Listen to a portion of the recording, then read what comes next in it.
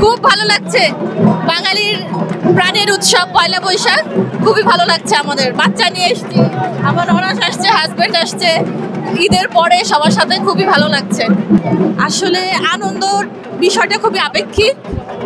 আমার কাছে মনে হয় যে আমরা এত ব্যস্ত থাকি কর্মজীবন, সংসার জীবন সব কিছু নিয়ে, তো এরকম একটা আয়োজনে আসতে না তখন মনটা অনেক বড় হয়ে যায়, ভালো লাগে।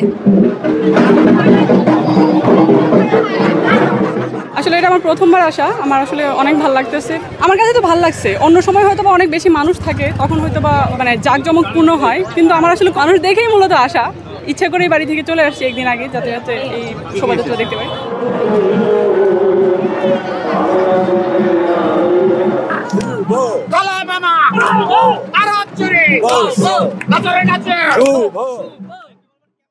না, আর দেখিনি, জীবনের প্রথমবার দেখলাম। জীবনের প্রথমবার অভিজ্ঞতা পেয়ে আমার যে খুশি লাগছে।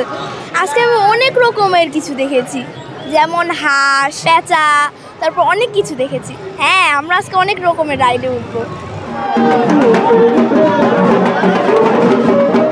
অনেক ভালো লাগছে। আমি এতটা এক্সপেক্ট করিনি যে এত ভালো লাগবে। আমার ফার্স্ট টাইম অ্যাটেন্ড করা, অনেক ভালো লাগতেছে। নতুন বছরের প্রত্যাশা করছি যেন সবাই ভালো থাকে, সুস্থ থাকে, সকলের মঙ্গল হোক। এই মঙ্গল শোভাযাত্রা যেন সকলের মঙ্গল বয়ে আনতে পারে, এটাই।